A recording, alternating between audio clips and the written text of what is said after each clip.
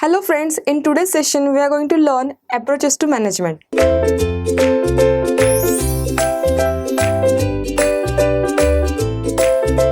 So, let us start with the approaches to management. As you can see on the board that there are different types of approaches to management are given by the different scientists. Now, let us figure out them. There are 4 types of different approaches. First one is classical approach. Second one is behavioral approach. Third is systems approach, and the fourth is contingency approach. These 4 approaches that means given by different scientists. Now what is meant by approach? Approach means the first time any thought that comes to your mind. After seeing anything और after reading और after getting anything, किसी भी चीज़ को अगर आप पहली बार देख रहे हो, सुन रहे हो, किसी भी चीज़ के बारे में अगर आप सोच रहे हो पहली बार, then what is the first thought that comes to your mind, वो अप्रोच होता है. That's called approach towards anything. Now for the management concept, previously when it has been developed, many scientists gave their approaches or perceptions. Now let us understand 4 different approaches one by one. First one is classical approach. As you can see on the board, classical approach. Under that we can see 3 different approaches. But before that we must understand what is exactly base point of classical approach. Now, classical approach says that there is no space for human beings or human relationships and no job satisfaction. They always concern about task and the rules, and they want to improve the efficiency. That means they are always focused about improving the efficiency and following the rules. They are not only concerned about the human relations or job satisfaction या फिर उनके जो भी needs है उसके बारे में. Classical approach basically focus on the efficiency and improvement. They are not at all concerned about the human relationships or job satisfaction or the employee needs. So basically this is what only machine and equipment tools they are focusing on. Now let us understand their main points. Classical approach, under this there are 3 different approaches are given. First is bureaucratic. Second is administrative, and the third is scientific. This all 3 comes under classical approach.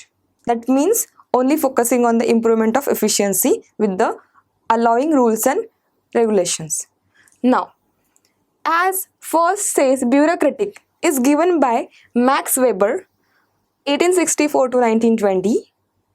In this time period, Max Weber has been given bureaucratic approach.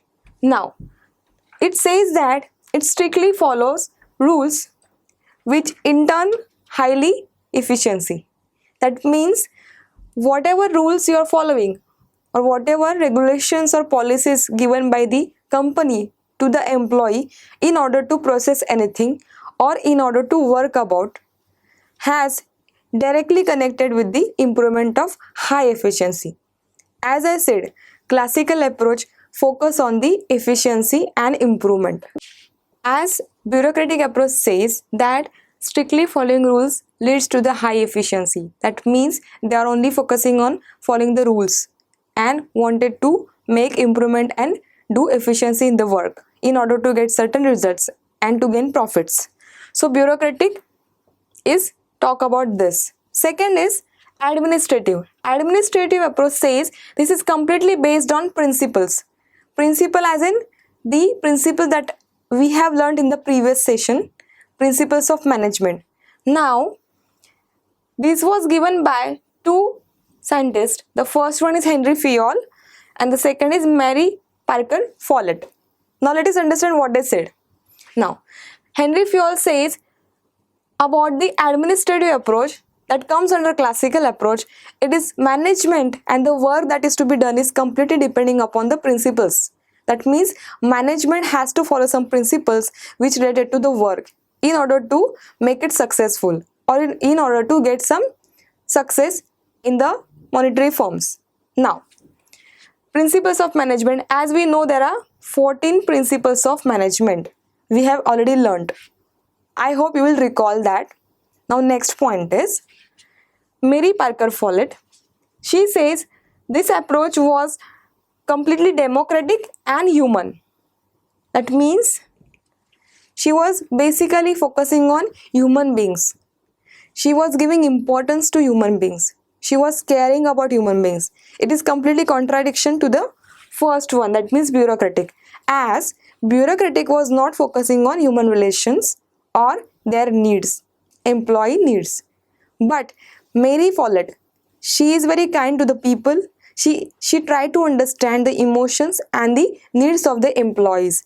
And as the employee feels happy and peaceful, they can give 100% to their work. She thought like that. So that is why she feels that management will not exist without human beings.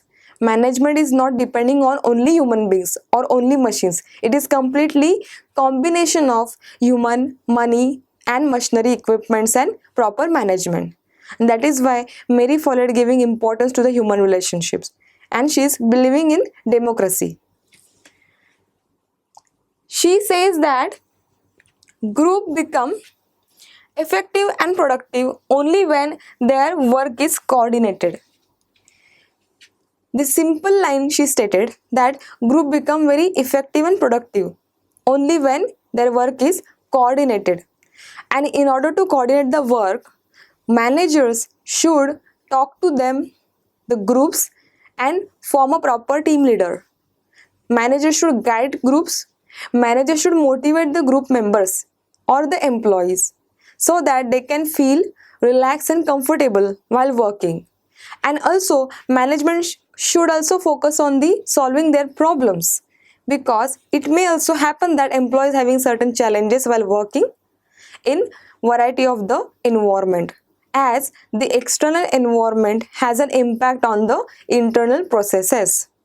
The environmental factors, scientific, social, political and economical, and also technical. This is what a dynamic factors which can change at any certain point of time.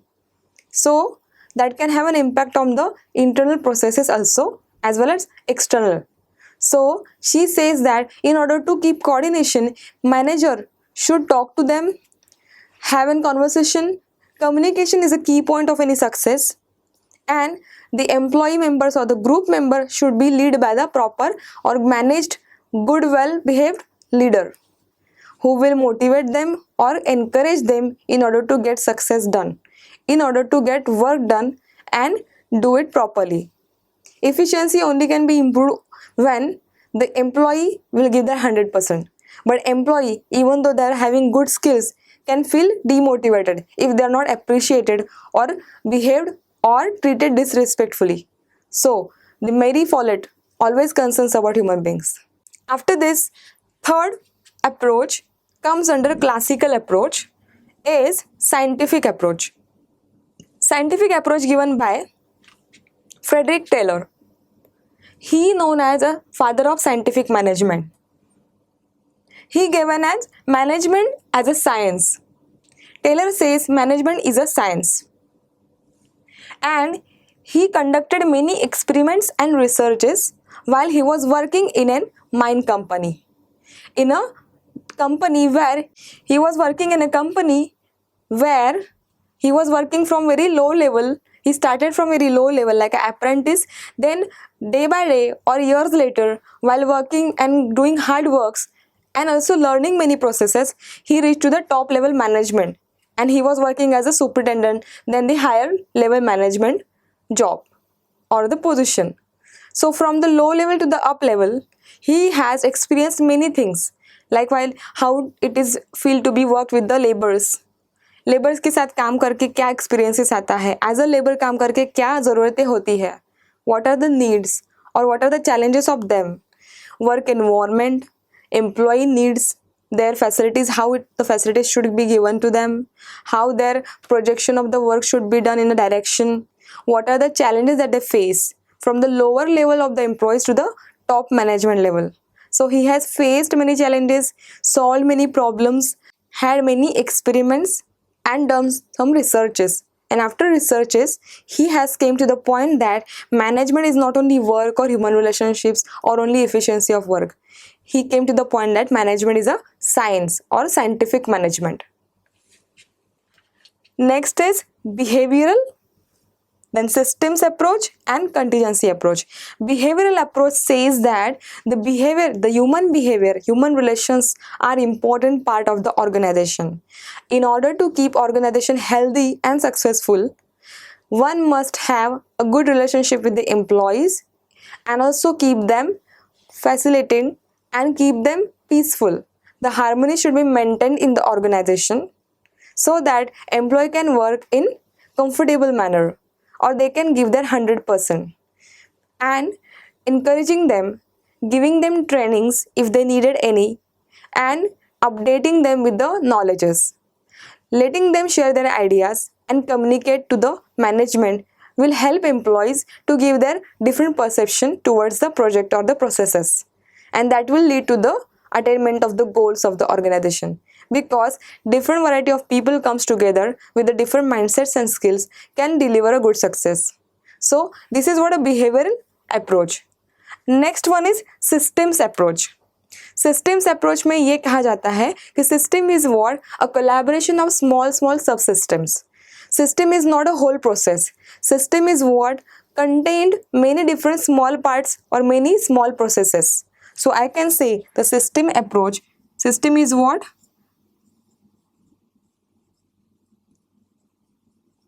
Collaboration of subsystem. Under this approach only focuses on systems improvement, good and smooth flow in the system, how systems are interlinked and what are the challenges that they face and how to overcome them. And the systems, if they are arranged or organized properly, can benefit organization, because the systems are the only one that helps organization to build their product and make the process smoother. So that is why system approach itself is really important. See, we are going to discuss their features, benefits and limitations in the next session. But before that, we must understand the different approaches to the management. Now, third, the last one is contingency approach. Contingency approach says that there is no universality of the management rules. Management is universal. That means management is everywhere. But there is no general rules and regulations for every organization's management, because management is demanding situation. Management or managers can take decisions according to the situations.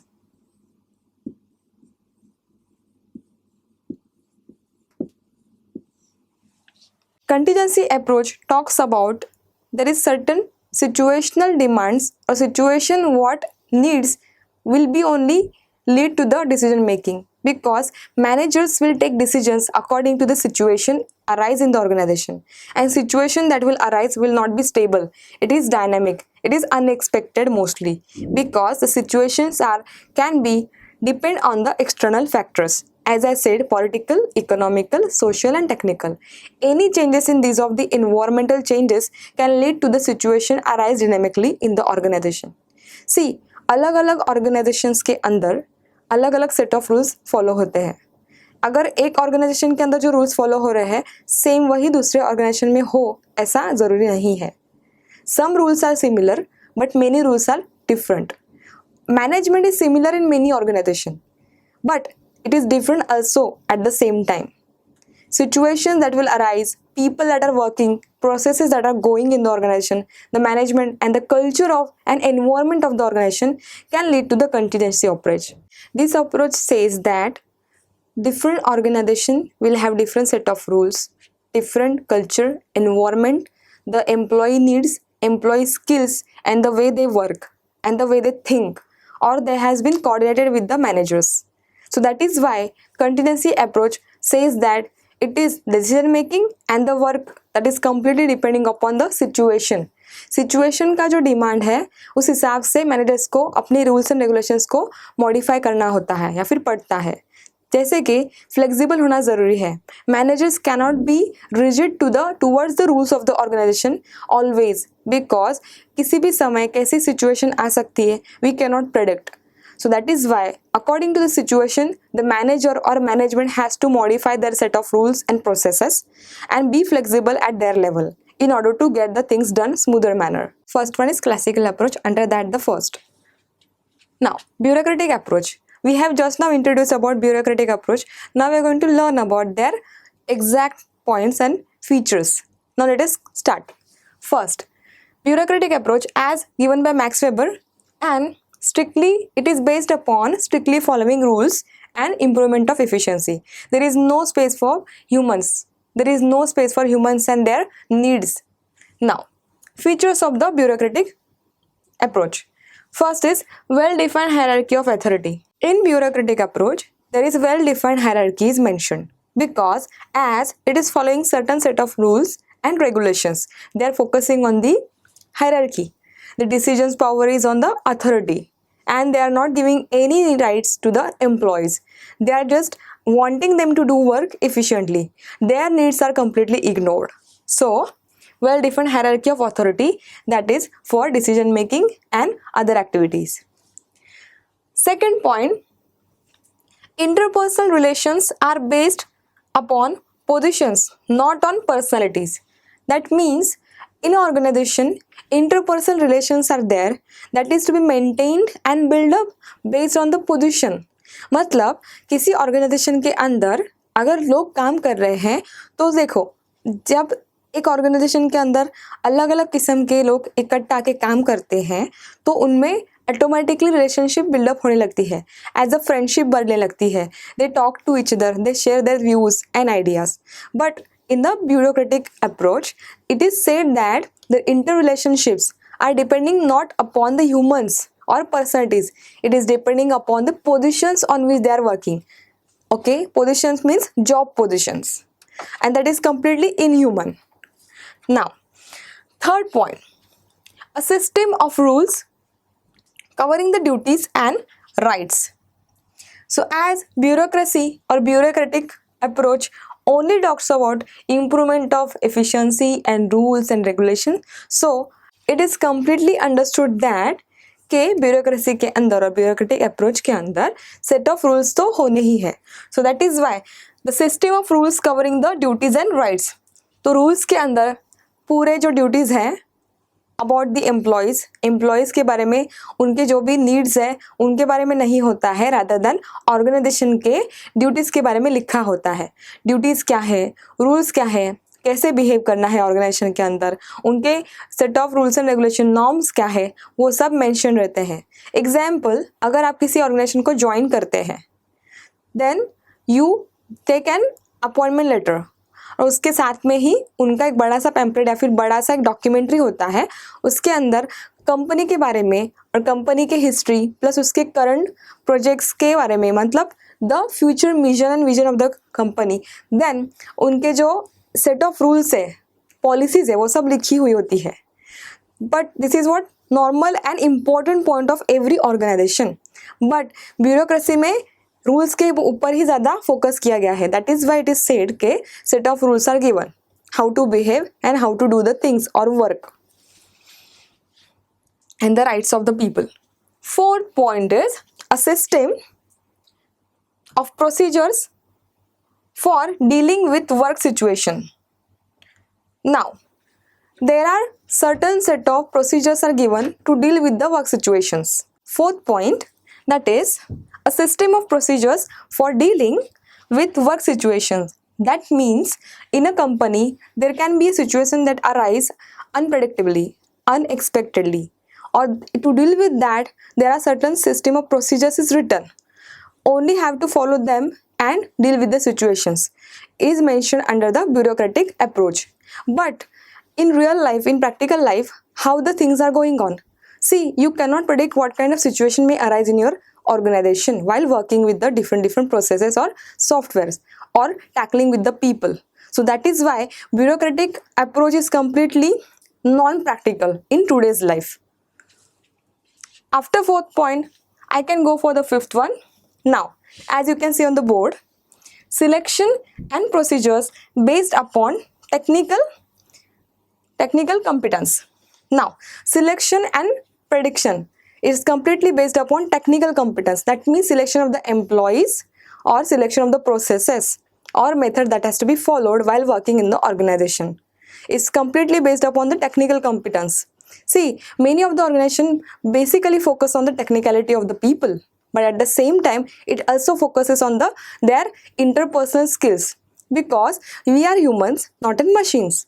In the organization, in order to work with different people, in order to tackle them as a manager or as a team leader or even the subordinates, you have to have certain kind of a interpersonal skills. Communication skill is important, then how to talk with them, how to share some ideas, that is also important, even though how to represent yourself. But this approach says only about the technical competence.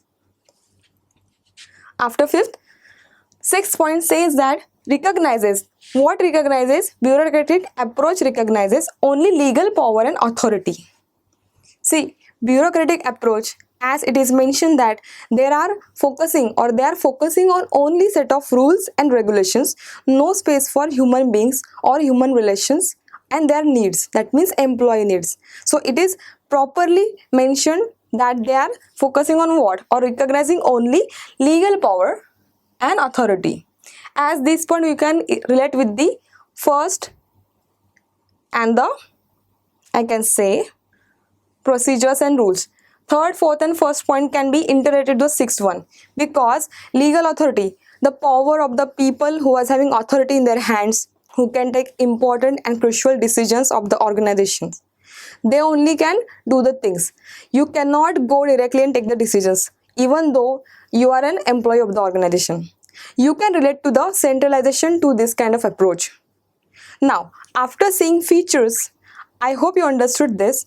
After seeing features of the bureaucratic approach, now let us consider with the next point, that is, I can say, evaluation of the bureaucracy. Now, evaluation of bureaucracy or bureaucratic approach. First point, it is needed in organization which one is static. मतलब ये जो approach है, bureaucratic approach जो है, वो किस तरह की ऑर्गेनाइजेशन के अंदर अप्लाई होता है? तो जो ऑर्गेनाइजेशंस स्टैटिक है, स्टैटिक मतलब stable, which cannot be dynamic. Stable in the sense जहाँ की कोई भी चीज़ या फिर कोई भी प्रोसेस चेंज नहीं हो रहे हैं, या फिर कोई भी अंदर के काम करने के तरीके जो है that is not easily going to be changed. So ऐसी कौन सी ऑर्गेनाइजेशंस होती है जो स्टैटिक होती है? See, nowadays we are living in the world where many of the things are changing. Day by day, anything can come to you dynamically. You have to adopt the change. Whether the change can be technical, the change can be as a human, you have to change with your procedures and tasks, or any kind of a change you can demand to work in the organization. But the organizations which are resisting to change are the one, we can give an example as government organization. Government organizations are not easily going to change, or they are not believing in change, as they are following their old rules, old procedures or old way of system. So government organizations mostly follow bureaucratic approach. Next point is bureaucracy always opposed dynamic organization. As just now we have seen that government organizations are static ones, and in the today's era the dynamic organization means, dynamic means what? Which is not stable, which can change, which is welcoming change. Okay, the change can be in any manner. The best analysis you have heard, right? My session, political, economical, social and technical. So these four entities or external environment can bring change to the organization or organization processes as well. So, bureaucracy or bureaucratic approach always oppose dynamic organization. Next point is, it is not considered as ideal. Why? Due to the following reasons. As just now I said, bureaucracy always oppose dynamic organization. After that, we were seeing that point, it is not considered as an ideal due to following reasons. Now, what are the reasons? Let us see that. First one is rigidity. Rigidity means it is not able to change, or they don't want to change, they want to be very tough or hard. So rigidity is the first reason, that is why it is considered not to be ideal approach. So after bureaucracy, rigidity is the first one. After rigidity, second is resistance to change. Resistance to change means oppose. ठीक है, resistance to change, change को resist करना. As we know, bureaucratic organization or bureaucratic approach doesn't believe in dynamic things. They are believing on static things only. That means they don't want to change. They always resist to change. Change in the process, change in adopting certain kind of rules or processes or any kind of activities, or accepting some facts. So they don't want to change it. They don't want to change any process or technicality. That is why resistance to change. Now next point, high cost of controls. As we have known that bureaucratic approach always considered about efficiency improvement and equipment, tools and improvement. That is why they always demand high cost. और हर organisation इतना high cost bear नहीं कर सकती है. Next point is dehumanise environment. Dehumanise मतलब क्या, जहाँ पे लोगों के साथ मिलजुल के काम करने में जो एनवायरनमेंट बनता है उसे कहते हैं ह्यूमनाइज्ड. लोगों के साथ मिलके कोलैबोरेशन करके उनके साथ आइडियाज शेयर करके कम्युनिकेशन करके जो काम करते हैं उसे बोलते हैं ह्यूमनाइज्ड एनवायरनमेंट. बट यहाँ पे ब्यूरोक्रेटिक अप्रोच में डीह्यूमनाइज्ड एनवायरनमेंट के कारण ये कभी भी सक्सेसफुल अप्रोच नहीं कहलाया गया है, because as they are completely ignoring human relations or human needs. That means employee needs. Now next point is difficulty in coordination. See, as they are not giving any importance to the human relationships or human or employee needs, so there must be always a difficulty in coordination and communication. How? Because if they're only focusing on machines and equipments, how they're going to coordinate with the humans? So that is why there is always difficulty in the coordination with the communication. Now, and also important point is communication भी नहीं हो रहा है क्योंकि जो भी authorities है, जो भी set of rules है, वो high authority ने अपने साथ में रखे हुए हैं. So they are not going to give any kind of a, they are not building a connection with the humans. So that is why communication में भी बहुत coordination कम है. And last point is blind faith in rules and regulation. Bureaucratic approach का मानना ही ये है कि वो रूल्स के ऊपर ही चलना चाहिए, उन्हें रूल्स के ऊपर ही काम करना चाहिए. लोगों को क्या लगता है, एम्प्लॉयज़ को क्या लगता है, उनकी क्या नीड्स है, उनको क्या ज़रूरतें हैं, या फिर उनके क्या डिमांड्स है, या क्या चैलेंजेस वो फेस कर रहे हैं, क्या उन्हें प्रॉब्लम सॉल्विंग के लिए हेल्प चाहिए, ये किसी भी चीज़ के बारे में ब्यूरोक्रेटिक अप्रोच नहीं सोचता है और वो ओनली फोकस कर रहे हैं रूल्स के ऊपर. So that is why due to blind faith in the rules and regulations, bureaucratic approach will not be considered as an ideal approach. Next approach, that is scientific approach under classical management approach. This approach talks about the scientific management. And who has been given by that? The Frederick Winslow Taylor. This person, this scientist, he known as a father of scientific management. He has given this kind of approach, which is basically concerned about the scientific management. Now let us see what is that. Now we will be seeing like this is completely based upon what? The scientific content and scientific technology as well as scientific management, which talks about many areas. Now let us start with the first point. Under that we are going to see principles of scientific management. I hope you are clear with the scientific approach to the management. As earlier also we have discussed this. Now we are going to discuss that in deep manner. First, principles of management के अंदर पहला point ये है कि this is what one of the best way of doing a work. Frederick Winslow Taylor, he says that the scientific management under this, there is always one best way to doing any work. That means he believes that always there is a way or the best way to doing any kind of a work. See, Frederick Taylor was working in a steel company. As I just now mentioned before some time that he was there from the very low level. He started like from the apprentice person, he started his job, and then day by day or year, after proceeding or growing or developing himself in the work, he joined or he promoted to the top management level. Or in between, this journey shows his experiment and research towards the person. As a person of that position, he has worked on many different kind of positions. So as Taylor was working in a steel company, he was started his job as a apprentice person, and then later on he was working as a laborer, then front person, then superintendent, and towards that his journey went from lower level to the top level, and then he became a manager in the steel company. Now These journeys gave him a lots of experiments or experiences. On the basis of that, Taylor gave this scientific management approach. He believed in the experiments. He says that this is what management is, what scientific management. It is completely based on science of people, human, technical and logical processes.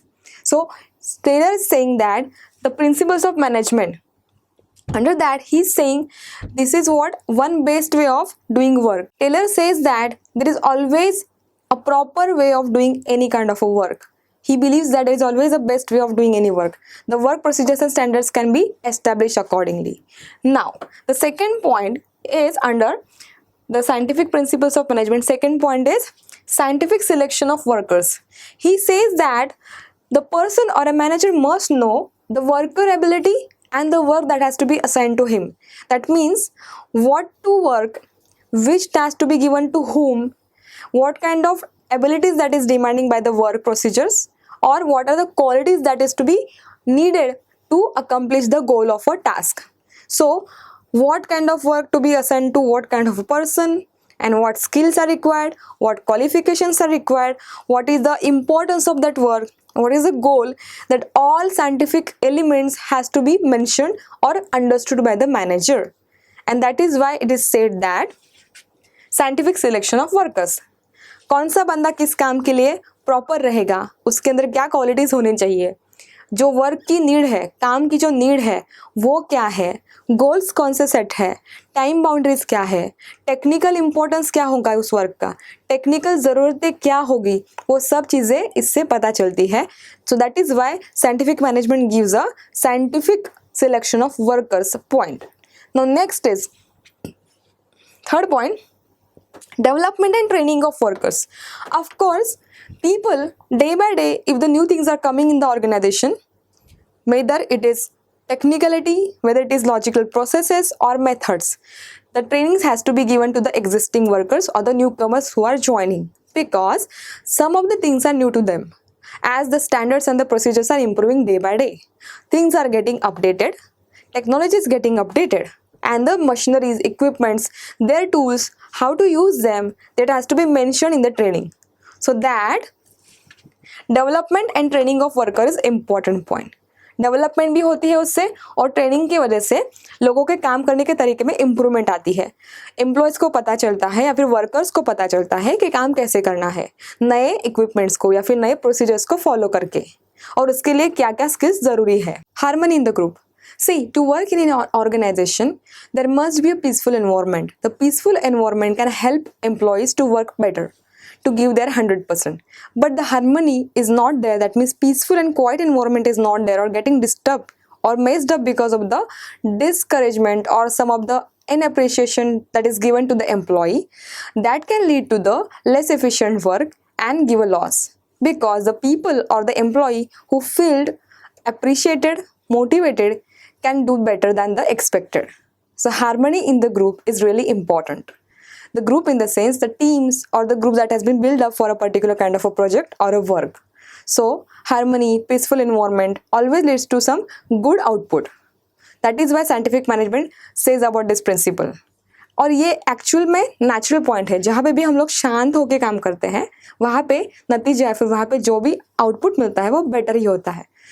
Instead of the environment where the messy things are happening, some political is going on, or some like distractions are happening, disputes are happening, or conflicts are going on, so that will lead to the inefficient output, and that will not give a expected results that has to be expected from the employees. So harmony in peaceful environment is really important. Harmony कैसे maintain करें? Group को या फिर teams को जो भी managers हैं, they has to give encouragement. Managers has to communicate with the group members. Team leaders should cheer group members or team members, and there must be a give and take relationship between the team members, so that their spirit can be maintained properly. They will feel happy and peaceful, and they will share their ideas as well and learn at the same time and grow and develop the process. So that is why harmony is important. Next point under this, maximum output. Now as you can see, I have written this point after the harmony in the group. Why? Because the maximum output only will lead to, or only you can get after what? These 4 steps. best way of doing, scientific selection of the workers, then development and training is given, peaceful environment is there, automatically the output will be maximized.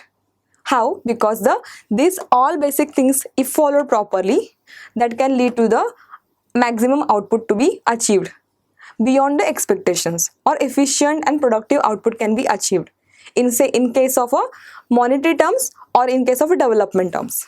Now, after fifth point, the sixth and very important point is mentioned on the board is cordial relation between managers and workers. Now, what is this? Relation. What kind of a relation? Cordial relation between whom? Managers and workers. Of course, if there is no proper coordination between the managers and workers, that can lead to the miscommunication, as well as that will demand to the decision taking in the crucial points, because the miscommunication lead to the misunderstandings as well as misinformation that has to be passed throughout the organization. Managers और workers या फिर managers और employees के बीच में proper relationship maintain होना ज़रूरी होता है. साइंटिफिक मैनेजमेंट उसके बारे में अच्छे से बात करती है, क्योंकि इनका कहना यह है कि अगर एम्प्लॉयज़ के और मैनेजर्स के बीच में प्रॉपर कोऑर्डिनेशन हो through out the work processes या फिर कम्युनिकेशन अच्छे से हो, तो उसके हिसाब से काम पे अच्छा फोकस कर सकते हैं एम्प्लॉयज़, और एम्प्लॉयज़ को हेल्प मिलेगा अगर मैनेजर्स से, तो they will do more than that expected, because it may happen that some of the employees are not getting some of the task. There must be a time given to them or space given to them to understand the procedures. Training should be given, or even though they are lagging behind or getting some of the challenges, managers should sit with them and help them to solve that and communicate throughout the things. Coordination between the workers, managers and the procedures will help organization to keep the environment safe, clean and peaceful at the mental level. I hope you understood the principles of scientific management. After understanding this, we are going to start with the next point under scientific management, that is what? Benefits. Scientific management को अच्छे से manage करने के बाद में उसके जो benefits हैं वो बहुत इंपॉर्टेंट है. As we have already known about the principles, principle में ही हमें बेनिफिट्स पता चल रहे हैं. Students, you can also interconnect और interlink this principle towards the benefits. Principle अगर आपको अच्छे से समझे हैं तो you can directly write the benefits, क्योंकि प्रिंसिपल से ही बेनिफिट्स निकले हैं. So now first point, planning and control. As we have already understood or discussed the principles of management given by Henry Fayol, he always talks about the planning, organizing, staffing, coordinating or leading and controlling. So planning and control. See, from first step to the last step, all things are mentioned over here. Planning is what? A blueprint or Xerox copy or the imaginary thought process that is done before the execution. Right, execution of any task or any process. So planning that properly will lead to the proper direction, because अगर आप किसी भी चीज़ का planning अच्छे से करते हैं तो उसका डायरेक्शन या फिर आउटपुट जो भी है अच्छे से ही प्रॉपर मिलेगा. हमने ये पॉइंट पहले भी बहुत डिस्कस किया हुआ है. I hope that is really clear to you and you can understand at this point. Now next point is application and use of scientific management. Now science, psychology, engineering, technology, all this comes together and gives a management another touch, or you can say another way of perception. So applications and use of scientific management. This is what a basic benefit of scientific management. Next point, third point is appointing specialist. Specialist as in case the specialist duties or high responsibilities can demand or need a specialist position. So specialist कौन से हो सकते हैं? जो senior level पे काम करते हैं, सुपीरियर लेवल पे काम करते हैं, जिन्हें इंपॉर्टेंट डिसीजंस लेने होते हैं. वो कोई भी जॉब पोजीशन के बारे में हो सकता है. आई कैन नॉट से कि ये पर्टिकुलर लेवल पे ही मैच करेगा. स्पेशलिस्ट वो होंगे जहाँ पे उन्हें अच्छे से और हाई डिमांड की रिस्पॉन्सिबिलिटी फॉलो करनी होगी या फिर उनको निभानी पड़ेगी. सो appointing specialist is also benefit of scientific management. Fourth point is standardization. Standardization says about the set of rules, regulations, policies और procedures. Standard होने ज़रूरी है, और अगर आप scientific management अप्लाई करते हैं तो standardization अपने आप फॉलो होता है, और उसका जो benefit है you know that very well as we have discussed in the principles of management. Now, no arbitrary rule. That means scientific management always not sticking to the rigid. It is not rigid, it is flexible. It is giving you opportunity to change the things It is accepting the new facts of science and management. So it is not following the arbitrary rule. There are certain rules that has to be followed, but no arbitrary rules are mentioned. Next point is increased output and profits. After applying scientific management, there is always a concern about getting benefits. कोई भी management अगर हम apply करते हैं तो हमें एक ही output चाहिए हो कि benefits in the terms of profits, monetary terms और डेवलपमेंट के हिसाब से। आपकी ऑर्गेनाइजेशन का जो प्रोडक्ट है, जो आपका लेवल है, उसको बढ़ाने के लिए, मार्केट में कम्पीट करने के लिए, प्लस आपको सस्टेन करना है आपका प्रोडक्ट अगर मार्केट के अंदर, तो this is necessary. So that is why scientific management यही इसमें बेनिफिट देता है कि आपका आउटपुट और प्रॉफिट इंक्रीज हो। Next point is benefits to workers. Like benefits to workers कैसे? क्योंकि scientific management also concerns about human beings or workers. As bureaucratic management, it is not concerned about the machine. It is also focusing on human beings and their needs. Scientific management keeping balance between the machines and humans. As bureaucracy, it was only focusing on efficiency and improvement and machineries or rules, but scientific management taking all them together and maintaining a balance. That means humans, machines, money, manpower, or you can say material, all this has to be keep together and work. 8th point, cooperation and understanding. Of course cooperation का बहुत महत्व है इसके अंदर, जैसे कि हम लोग ने यहाँ पे देखा है, यहाँ पे हम लोग डिस्कस किया 6th पॉइंट पे। So the same point I am mentioning over here, cooperation and understanding between managers and workers. Workers को पता होना चाहिए कि काम क्या है, काम के तरीके क्या होने चाहिए, कौन से प्रोसेस और रूल्स को फॉलो करना है। Understanding not only between the manager and worker, understanding should be there between the work and the employee as well. Understanding demands everywhere, right? So that is also benefit. Next point is, see, these all 7 to 8 points are mentioned under benefits of scientific management. So I hope this is clear to you. After benefits, now we will start with the limitations of scientific management. See, हर चीज़ के दो पहलू होते हैं, एक तो फायदे या नुकसान. इसके नुकसान ज़्यादा नहीं है, but limitations are there. Scientific management हमेशा हेल्प ही करेगा ऑर्गेनाइजेशन को ग्रो करने के लिए, बट लिमिटेशंस क्या है देखते हैं. First, workers did not enjoy freedom of choice. That means worker will always be under pressure of performing well. वो हमेशा freedom of choice को enjoy नहीं कर सकते because choice is by others. It is not of their choice. Second point, payment based on performance. As Taylor says, scientific management, they are focusing on what? Scientific and management. Management should be scientific. It is not giving fully authority or full competence to the employee. It is also working on focusing on rules. So it is not complete freedom to the employees. So payments के बारे में या फिर जो भी performance है, देखिए अगर आपको बोला गया कि आप अगर अच्छा परफॉर्म करेंगे तभी आपका पेमेंट हम लोग करेंगे, या फिर आपका परफॉर्मेंस में कुछ भी खराबी निकला तो वी विल नॉट पे यू अ वेल वेजेस और good wages. So in that case क्या होगा कि आपको हमेशा एक प्रेशर रहेगा कि मुझे परफॉर्म अच्छा ही करना है. सी, आप अच्छे प्लेयर हो या फिर आप अच्छे स्पोर्ट्समैन हो या फिर आप अच्छे वर्कर भी हो, ठीक है, let us take an example. But अगर आपको हर बार बोला जाए, प्रेशराइज किया जाए कि अगर परफॉर्मेंस अच्छा है तो ही पैसे मिलेंगे, तो आपको एक डर सा बैठे रहेगा मन में कि अगर मेरा परफॉर्मेंस थोड़ा भी खराब हुआ, देखिए मिस्टेक सबके साथ होती है, मिस्टेक्स जरा भी हुई या फिर परफॉर्मेंस लो हो गया तो मेरा परफॉर्मेंस की वजह से पेमेंट अच्छा नहीं होगा. और everybody works for what? Monetary needs and terms, right? So वो चीज़ आपको हमेशा प्रेशराइज करेगी. तो that is why this is a limitation of scientific management कि workers will always feel pressurised and about their performance, and some time even though they are productive, but वो pressure की वजह से, डर की वजह से उनका परफॉर्मेंस लो हो सकता है. So that pressure should be removed from this, right? Last point is too much emphasis on division of work. See, delegation of work means what? कौन सा काम किसे देना है, कितना देना है और कितने टाइम लिमिट के अंदर करना चाहिए, और जिस बंदे को दे रहे हैं उसके अंदर क्वालिटीज़ हैं कि नहीं, या फिर जो स्किल्स रिक्वायर्ड है कि नहीं, वो मैच करके देखना. जैसे कि scientific management talks about what? This, like scientific selection of workers. So you can relate this point over the last point of the limitations. Delegation of work demands the person who is capable, having ability or skill sets to do a task or a work.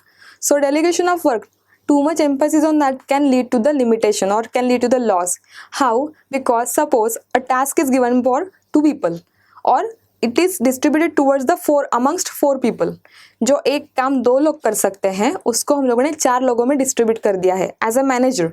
सो आपको चार लोगों के अंदर coordination देखना पड़ेगा, चार लोगों के अंदर इंटरकनेक्टिविटी है कि नहीं वो भी उसके ऊपर ज़्यादा टाइम देना पड़ेगा. तो क्या होगा, अगर एक काम दो लोग कर सकते हैं तो हम चार में डिस्ट्रीब्यूट करने की वजह से, मतलब too much division of work करने की वजह से जो कोऑर्डिनेशन के ऊपर ध्यान दो, देन उसके ऊपर टाइम जाएगा, वो अलग बात है. देन अगर कुछ डिस्प्यूट्स होते हैं तो उसके ऊपर भी आपको फोकस करना पड़ेगा, तो वो चीज़ ज़्यादा एनर्जी टाइम वेस्ट कर देती है. So too much emphasis on division of work should not be there according to scientific of management. तो ये लिमिटेशन है SM का, that means scientific of management approach. Now third is what? Under classical approach, the third is administrative approach. This approach speaks about the principles of management. This is completely based upon the principle that has been given by many scientists. Now, we have already studied about the 14 principles of management given by Henry Fayol. So, if you want to understand, see this approach comes under administrative approach only. Henry Fayol was a coal engineer. He was working in a coal company or mine company. There he has, while working, he has been developed 14 principles of management, जो हम लोग ने पहले ही पढ़े हुए हैं. We have already learned this 14 principles of management. If you want to understand the 14 principles of management again, please go and watch my video of 14 principles of management. We can just shortly summarize that. See, Henry says that the principles of management is what? Is completely based upon planning, organizing, staffing, leading and controlling. Planning the work, organizing the task, human beings, equipments and materials. Then leading them, that means directing them. What to do, how processes has to be done, how work has to be done, what kind of training and development requirements are there. This all comes under leading. And then after directing, the last part comes what? Controlling. That means the processes or methods, whatever has been given to the employees are working properly, or tasks or projects are going in a smooth manner or no, in a proper direction or no. That has to be seen by the managers or the superior people. So the controlling part comes over there. If the challenges are facing by the organization in any of the aspect, the necessary steps has to be taken. Decision has to be made. The crucial decisions and the smooth decisions has to be made by the authorized person. So here the control part comes. Now I hope you are very much clear about the 14 principles of management. Please go and watch that video. Next point is, now under administrative approach, the next point is given by the Mary Follett. Mary Follett was a person who has gave different perception towards the administrative approach. Let us see that. Now, as we have discussed 14 principles given by Henry Fayol, now we are going to start with the next approach given by Mary Follett. These two people gave administrative approach a different perception. Now let us see the points. Mary Follett was concerned about the welfare of the workers. She was giving importance to the workers and human relationships. She was concerning about the people, their needs and their challenges. She was trying to help them in order to get the things done in smooth manner. Now, second point also says what? This approach was democratic and human, because as compared to the bureaucratic approach, we can see the bureaucratic approach was focusing on the efficiency of the task and processes, and they were focusing on increasing the output, not on humans. Job satisfaction and people needs or human needs was completely ignored. But Mary, actually, she was focusing on all of this, like job satisfaction is there or no, people are feeling peaceful or no, their needs are accomplished or satisfied or no by the organizations, or the challenges that they are facing was being directed by the managers or no. All these things were concerned by the Mary. So Mary was giving this approach and was very helpful in the organization, so that people will retain in the organization. Retention of people is important. If the people will not feel respectful, if they has not been treated properly, there are lots of chances that they will leave your organization. So that is why Mary plays an important role or given a proper perception. Democratic and human nature. Okay. Now, Mary gave 4 principles. Let us talk about this. First principle is what? Coordination by direct contact of responsibilities with people. like coordination of direct contact with the people. Talk about the responsibilities to the people. There must be a coordination between people and the task, plus senior people, that means management or managers. Coordination will lead tasks to be accomplished smoothly, and it can encourage humans in a group or team. There must be a long-term vision of the company. The company must encourage humans or the employees, staff members of the organization. Coordination and communication will help organization to develop the group teams, and they can encourage them, and the people can give their 100%. Next point was coordination in the early stages. Like early stages means as soon as the employee joins the company, employee should be treated respectfully, the behavior should be proper with them, ethics has to be followed, rules has to be followed by them. Plus management must think about the facilities that the employee needs. The facilities can be the place, air, light, water, or other facilities. Now need of the employees has to be taken care of. If the things are in our budget, has to follow. Otherwise employees are chances to leave. Employee may leave your organizations. So coordination in early stages. Third point is coordination as a continuous process, because coordination is only one step. Coordination कोई एक step नहीं है जो एक बार कर दिया और stop हो गया. Coordination is continuous process. It is demanding in every stage of the organisational work. Coordination must be there in every stage of processes, methods, and regularities. It must be there. It should be practiced and it should be consistent.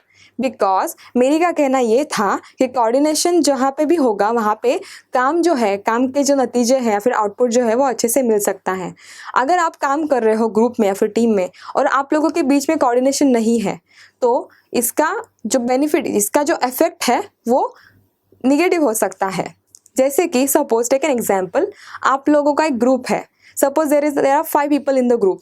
ठीक है, you suppose to arrange an event in your college or a school.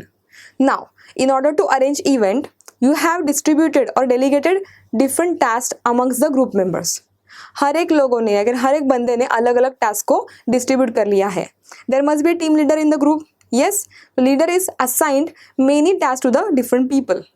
Now, that people has to play a proper role in order to accomplish that small task. And in collaboratively, all tasks will be considered as an event.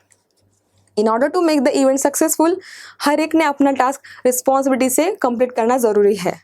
ठीक है, अगर एक बंदे को काम दिया गया है कैटरर्स का, second person has been assigned the work of anchoring, third has been assigned the work of event and venue other arrangements. ठीक है, द फोर्थ और fifth person has been arrange work of the guest welcoming and other task. ठीक है, हर एक ने काम अपना अपना अच्छे से कर लिया और कोऑर्डिनेशन भी हुआ तो इवेंट सक्सेसफुल कहलाएगा.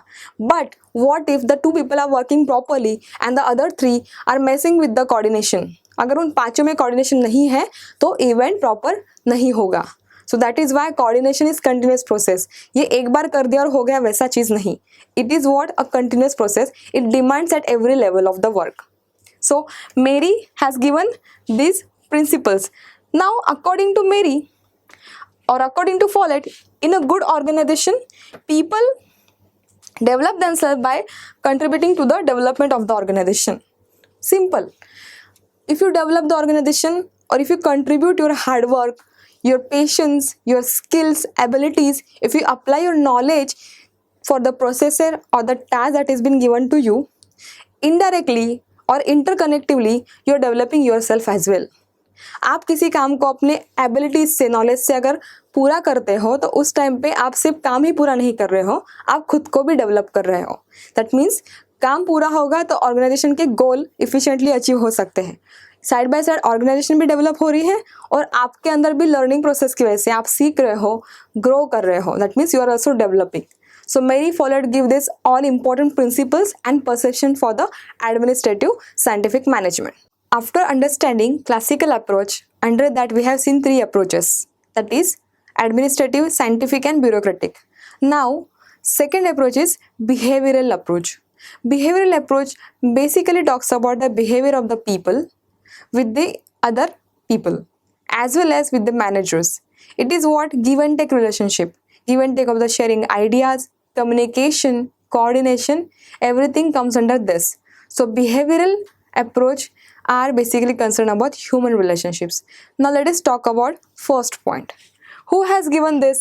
McGregor and Maslow. These two scientists given the behavioral approach theory. Now, under this basically talks about, it highlights the study of attitudes of the people, behavior, performance of the individuals and groups in the organization. मतलब company के अंदर जो भी लोग काम करते हैं उनका एटीट्यूड, उनका बात करने का तरीका, the way they communicate, the way they work, thought processes, communication या फिर उनका नज़रिया, as well as the behaviour and performance as a individual और as a group. Second point, theories of psychology like behavioral approach also contains theories of psychology, sociology, anthropology, physical, biological and cultural influences, because the behavior of the people has to be understood psychologically, physically, then scientifically, anthropology. This all comes under this. These all theories comes under behavioral approach. Now after understanding behavioral approach basic concept, now let us start about their assumptions. Now behavioral approach ka assumptions. The first point is organization is a social system. Why? Because organization not only basically made of money or power or the machineries and equipments. Organization के elements क्या क्या है? Raw material, manpower, money, then procedures and management. What are the important elements of organization? Money, सबसे important money है. उसके बाद में सबसे important क्या होगा? Man power.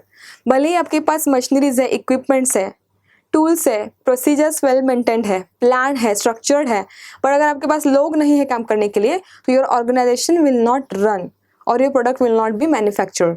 That is why manpower or humans are important assets of a organization, and that is why the first point talks about the organization is a social system. It is a social system made up of different human beings with the different thought process and perception who comes together and contribute towards the organizational goals. Now second point, conflicts are unavoidable. Now these are what assumptions that we are talking about. Of course जब जहाँ पे एक साथ अलग अलग किस्म के लोग आके काम करते हैं तो वहाँ पे कॉन्फ्लिक्ट्स तो होने ही है. So that is Y. और कॉन्फ्लिक्ट्स किस वजह से होते हैं? या तो आपके डिसएग्रीमेंट्स होंगे किसी और चीज़ को लेके, या फिर आपके थॉट प्रोसेसेस डिफरेंट होंगे. परसेप्शन मैटर करता है क्योंकि लोगों का skill, ability, way of talking, way of behaviour, attitude, personalities and उनका बात करने का तरीका, communication and sharing of ideas, plus the way they think about the thing like anything, task, procedure और पीपल, ये सब डिफर करता है, राइट. सो डिफरेंसेस की वजह से हो सकता है कि दो लोगों के बीच में डिसएग्रीमेंट हो. तो जहाँ पे डिफरेंसेस इतने सारे हैं वहाँ पे डिसएग्रीमेंट तो होने ही है. That means conflicts can happen. So that is why the assumption is given by behavioral approach that the conflicts are unavoidable and that has to be solved properly with proper communication and research. Next point is human needs and organizational goals need to be joined together. Of course, human needs, that means employee needs, and organizational goals has to be joined together. This is challenging thing. And who is able to do this can be considered as a successful manager or a successful team leader. Now, to do that, the manager or team leader must communicate with the group members, encourage them, motivate them, and ask their problems. And leaders mostly don't only sit and demand the things, they ask them to do and sit with them and help them to do the things. They show the way of doing the things. So, this is what we already discussed in many of the points. This is the important factor, and that is why human needs and organizational goals has to be joined together. Now, after understanding these 3 points, we are going to continue with the 4th point, that is, it is important to recognize needs, attitudes, perception and values of a people. क्योंकि लोगों के जो needs है, basic needs है, जहाँ पे वो काम कर रहे हैं वहाँ का एनवायरनमेंट हाइजेनिक एंड क्लीन हो, लाइट्स वहाँ पे हो, प्रॉपर वाटर फैसिलिटीज़ वहाँ पे हो, बाकी की जो चीज़ें हैं as a human being, what are the necessary environment that you want to work with, that has to be given, facilities has to be provided. Then if there are certain demands of the employees, that has to be filled up. if they are logical, legal and in the budgets of the company. So this point tells about the to recognize what needs, then attitudes, perception, values of the people. So hence it is really important in order to get things done proper. लोगों को अगर आप समझोगे तो ही लोग आपको समझ सकते हैं या फिर ऑर्गेनाइजेशन के गोल्स को समझ सकते हैं. जहाँ पे लोग बहुत काम कर रहे हैं, जहाँ पे उनको अप्रिशिएशन नहीं मिल रहा है, वहाँ पे वो ज़्यादा टिक नहीं सकते. That means retention of the employees can be done over there. Attrition rate can increase. Attrition rate मतलब the rate of leaving the organisation. So that can cause a big amount of loss, because again you have to search for the same talent, good skill people, recruitment will be there. This will take a lot time, plus training and development will happen. So this will cause a company the big amount of expenditure. So to avoid that, why not to make a procedure smoother? Why not to understand the human demands? Why not to get that things done? So if the people will feel happy and peaceful or satisfactory with your organization, they will definitely deliver a good successful work. Now next point, after understanding all these assumptions, we can come to the last point, that is contributions of this approach for the organization. Now ये जो approach है वो behaviors के बारे में बात करता है. So let us see the contributions of the approach. Contributions of this approach for the organization. First point, managers are made sensitive. इस अप्रोच की वजह से क्या फ़ायदा हुआ या फिर क्या कंट्रीब्यूट किया इस अप्रोच ने? मैनेजर्स सेंसिटिव बने हैं towards what needs of the employee और the demands of the employee. Demands in the positive way. Okay, now needs of the employees can be, they has to be understood properly. अगर employees को कुछ challenges आ रहे हैं तो वो समझने चाहिए, उनकी जो ज़रूरत है वो पूरी होनी चाहिए. उनको अगर कुछ प्रॉब्लम्स है तो उनके साथ बैठ के वो सॉल्व करने के लिए उन्हें हेल्प मिलना चाहिए. इतना छोटे छोटे एक्सपेक्टेशन जो होते हैं एम्प्लॉयज़ को फ्रॉम द मैनेजर्स, उसके बारे में मैनेजर्स सेंसिबल हो गए हैं after this approach. Next second point is contributed to the understanding of individual motivation. That means हर एक बंदा अगर मोटिवेशन फील करेगा, मोटिवेटेड रहेगा, तो वो अच्छा सा काम कर पाएगा या फिर 100% दे पाएगा. So this contribution is given by this approach. Third point is now new findings. Behavioral approach gives a different new findings from this experiment or by understanding the human behavior or their attitudes. Because after understanding human behaviors, it may happen that you will be able to get a new skills of the employee. Employee will be feel motivated to talk to you. They will feel free to talk to the managers. It will help them to share their ideas and knowledge. And after sharing of the things or communication, you can get a new findings from the employees. हो सकता है कि after sharing the new ideas and views with you, or employee will feel free to talk to you as a manager, then इसके वजह से हो सकता है कि employees के जो नए skills है, abilities आपको पता चले, अलग अलग findings आपको मिल सकते हैं from the behavioral approach. So let us start with the third approach of management, that is contingency approach. Now contingency approach basically talks about the situational approach. It is not talking about the management as a universalistic, because management is universal. It is everywhere. But the management rules or management decisions that has to be done in every organization, that can differ. Because according to the situation, managers has to think differently and react differently and take the decisions. Now let us start with the points. Contingency approach management. The first point gives is managers action depend upon the situation. Just now as we discussed, manager के जो action है वो situation के ऊपर depend करेगा. भले ही organisation के अंदर अलग अलग सेट ऑफ रूल्स बनाए हुए हैं, पॉलिसीज बनाए हुए हैं. जो पॉलिसीज टेंजिबल है, जो पॉलिसी हम लोग चेंज कर सकते हैं, वो हम लोग मॉडिफाई कर सकते हैं. बट जो स्टेबल है उन्हें हम हाथ नहीं लगा सकते. That means where is the scope of change, there we can change. देखिए एग्जाम्पल लेते हैं. अगर एक टीचर है जो क्लासरूम में पढ़ा रही है, अगर वो 4 स्टूडेंट्स को पढ़ा रहे हैं, तो उनका पढ़ाने का जो तरीका है या फिर जो पढ़ाने का जो सिचुएशन है, जो अप्रोच है, वो डिफरेंट होगा दूसरी सिचुएशन से. सेकेंड सिचुएशन इज जहाँ पे क्लासरूम में 100 पीपल है, फिर 100 स्टूडेंट्स बैठे हुए हैं. तो जो स्टूडेंट का या फिर टीचर्स का जो अप्रोच रहेगा टूवर्ड्स द स्टूडेंट्स, पहले क्लास में जहाँ पे 4 बच्चे थे और जहाँ पे 100 स्टूडेंट्स है, यहाँ पे दोनों में डिफरेंस तो होगा. यस और no? That means the approach depends upon the situation. or the changes or the way of reaction, way of approach is completely depending upon the situation. As we have seen the practical example, the same applies in the management as well. Managers working in different organization, यहाँ पे market में हजारों organisations working है, हर एक organisation के अंदर लोग हैं, प्रोसीजर्स हैं, फंडामेंटल्स हैं, मैनेजमेंट प्रिंसिपल ऑलमोस्ट सेम है, बट उनको अप्लाई करने का तरीका, उनको रिएक्ट करने का तरीका या फिर डिसीजंस लेने का तरीका डिफर हो सकता है, क्योंकि जहाँ पे ऑर्गेनाइजेशन के अंदर प्रोसेसेस डिफरेंट है, लोग डिफरेंट है, लोगों का background, thinking ability, culture, the way of they work, सभी चीज़ें डिफर करती है. दैट इज़ वाई सिचुएशन कहीं पे कैसे भी आ सकती है. It is not in our hand, it is not stable, it is unpredictable. And the management also get influenced by the external and internal factors. We already know about the external and internal factors. बाहर की दुनिया में जो भी चीज़ें हो रही है, बदल रही हैं, उसका भी बहुत बड़ा इम्पैक्ट मैनेजमेंट के अंदर होता है. पॉलिटिकल चेंजेस या फिर पॉलिटिकल पार्टीज ने कुछ चेंजेस किए, गवर्नमेंट ने कुछ रूल्स रेगुलेशंस चेंज किए, जैसे कि एग्जांपल जीएसटी है, डीमोनेटाइजेशन था, तो उसके बाद में बहुत सारे प्रोसीजर्स चेंज हुए हैं, जो रूल्स है कंपनी भी अप्लाई कर रही है और वो प्रोसेसेस में दिख रहे हैं. We are experiencing it, right? So this is an example that have given. Technology में कुछ चेंजेस आते हैं तो उसके अकॉर्डिंग भी सिचुएशन चेंज हो जाती है कंपनी के अंदर, तो उसके हिसाब से जो भी प्रोसेसेस है, काम करने का तरीका है, वो भी बदल सकता है. तो डिपेंडिंग ऑन दैट सिचुएशन अगर कुछ डिसीजंस लेने पड़ रहे हैं तो अथॉरिटी को फ्लेक्सिबल होना जरूरी है. That means managers has to be flexible while taking decisions. That is the same approach talking about a contingency approach.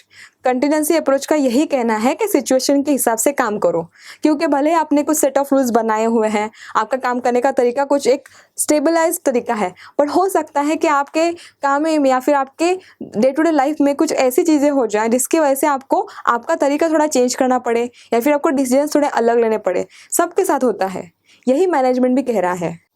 Now let us start with the features. Features first is situational. Situational means जैसे कि हमने अभी भी discuss किया कि management के अंदर जो भी सिचुएशन आएगी, ऑर्गेनाइजेशन के अंदर जो भी अलग अलग सिचुएशंस आएंगी, उसके डिपेंडिंग हमें वर्क करना होगा एज अ मैनेजर और as a subordinate. Now second point is organisational adoption. Organisation को अडॉप्ट करना होता है इस अप्रोच के तहत. कुछ नए चेंजेस अगर आते हैं एक्सटर्नल एनवायरनमेंट के थ्रू, जैसे कि टेक्नोलॉजी चेंज हो गई, प्रोसेसेस बदल गए, नए सेट ऑफ रूल्स अप्लाई हो रहे हैं, या फिर ट्रेनिंग्स एंड डेवलपमेंट करना होगा अगर नया कुछ चेंजेस हो रहे हैं. तो अगर सपोज एम्प्लॉयज़ ने स्ट्राइक कर दिया तो उसके तहत अगर कुछ प्रोसेस में या फिर डिमांड्स में चेंजेस लाने हैं, वो भी अडॉप्ट करना ज़रूरी है. तो सिचुएशन के हिसाब से मैनेजर्स को वर्क करना पड़ेगा एंड सबऑर्डिनेट्स को भी. Next point is contingency leadership. Now, contingency leadership, it talks about what? The leadership is basically talks about guiding the team, encouraging them, motivating them and helping them throughout the processes. If the challenges are occurring, then to help them. But contingency leadership is also what? The leadership has to be phenomenal. It has to be dynamic. It has to be according to the situation, because there are different kinds of leadership we have seen. अलग अलग तरीके की leadership है, autocratic है, bureaucratic है, laissez है, but according to the situation only leader को behave करना पड़ेगा in the team, so that team को भी एहसास हो या फिर रियलाइजेशन हो कि हमारे लीडर, हमारे जो टीम लीडर है हमारे साथ है, जिनके साथ हम अच्छे से काम कर सकते हैं और जिसका काम के ऊपर कोई भी परिणाम ना हो. Now next point is adoption to the situation. जैसे कि ये पॉइंट और ये पॉइंट ऑलमोस्ट सेम है. यहाँ पे ऑर्गेनाइजेशनल एडॉप्शन है और यहाँ पे एडॉप्शन टू द सिचुएशन है. एडॉप्शन कर रही है ऑर्गेनाइजेशन अलग अलग चीज़ों को, और सिचुएशन का भी एडॉप्शन होना ज़रूरी है. इट शुड बी एक्सेप्टेबल कि अलग अलग तरह के सिचुएशंस आ सकते हैं. वो पॉजिटिव्स भी हो सकते हैं, नेगेटिव्स भी हो सकते हैं.